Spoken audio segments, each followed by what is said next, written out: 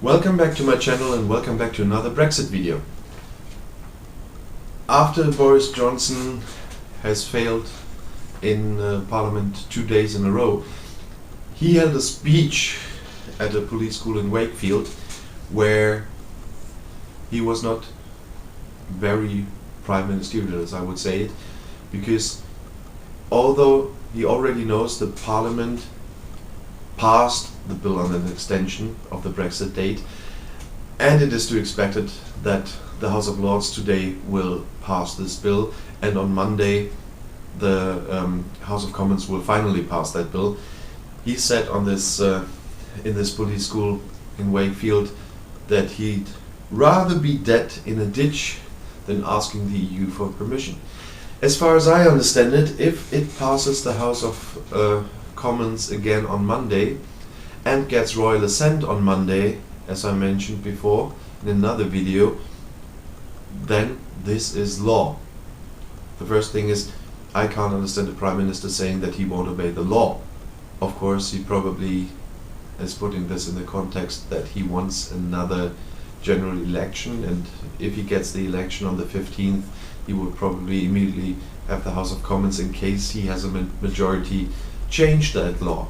But as I mentioned, it doesn't look like he's getting his snap election. On Monday the opposition will vote against it again, although there are rumors now that Boris Johnson in that case would resign, and discussions, if there is no Prime Minister, how can a Prime Minister go to the EU and ask for an extension? Well, but let's stay with his speech in Wakefield.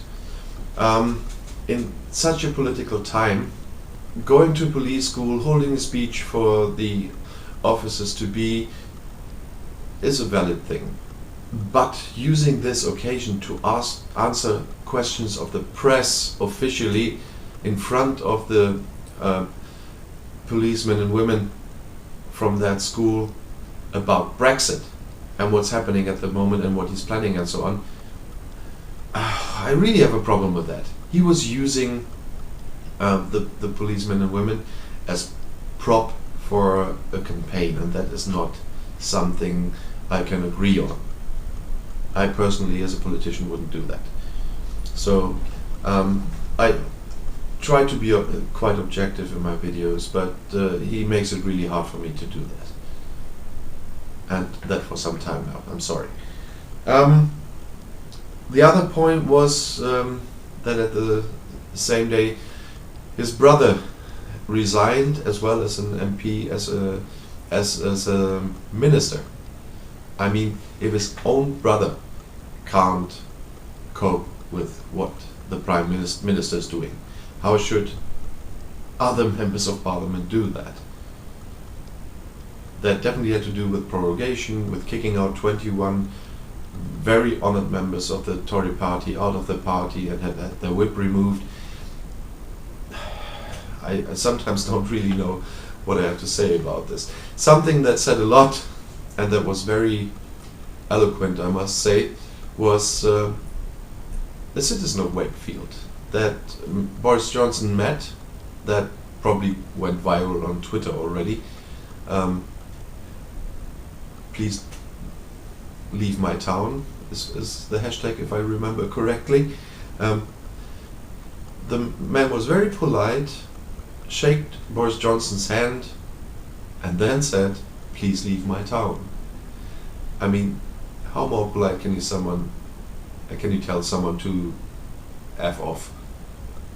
That was quite a funny video, I must say. I've seen it, and Boris Johnson probably got what some people from the public are thinking about him. Well, nevertheless, Boris Johnson, if he stays Prime Minister and the rumors are not true, I expect him to obey the law. So, and if on Monday evening it is law that the Prime Minister has to go to the EU and ask for an extension for a general election, by the way, otherwise the EU won't agree on that. If it's not for the general election or a second referendum, they made it clear quite often, well, they won't give it, and it's a narrow thing now anyway, because the EU when Ursula von der Leyen has taken over as head of the Commission.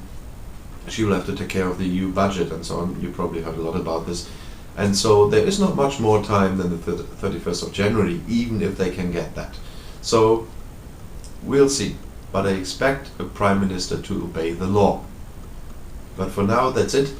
Thank you for watching. Don't forget to subscribe to my channel if you haven't done so yet. And we'll see us soon again. But for now, bye bye.